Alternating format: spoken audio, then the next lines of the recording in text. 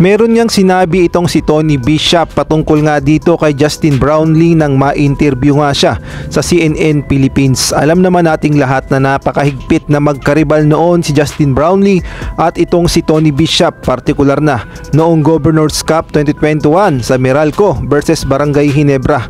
Kaya naman ito nga yung sinabi ni Tony Bishop patungkol kay Justin Brownlee. Ang sabi nga ni Tony Bishop kay Justin Brownlee, "He's one of the greatest to play here in the Philippines. I salute and respect him a lot because he brought the team to multiple championships. It's a big shoes to fill, but I know what I bring to the table and what I am capable of." Wala ngang ibang masabi itong si Tony Bishop kundi papuri kay Justin Brownlee dahil nagbigay nga si Justin Brownlee ng mga kampyonato sa Barangay Ginebra. Kaya naman itong si Tony Bishop ay susubukan niyang tapatan ang mga nagawa ni Justin Brownlee sa Barangay Ginebra, partikular na dito sa paparating na season ng PBA, ang Commissioner's Cup. Susubukan nga ni Tony Bishop na muling makuha ng Barangay Ginebra ang kampyonato sa Commissioner's Cup. At nagpapasalamat din si Tony Bishop sa mainit na pagtanggap sa kanya ng SMC, partikular na ang mga Barangay Ginebra players. At nagpapasalamat din siya sa mga fans na tinanggap siya dito sa Barangay Ginebra.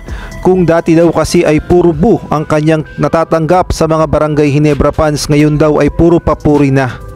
At nangako din si Tony Bishop na meron siyang maibibigay para sa Barangay Ginebra.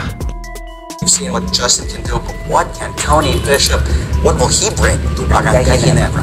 For me, man, I'm an all-around player. I'm very versatile. You can move me in different positions. I can really get to the game as well. I'm a great rebounder. I'm not selfish, but I can score the basketball. I can find open spots on the basketball court. I play hard on defense as well.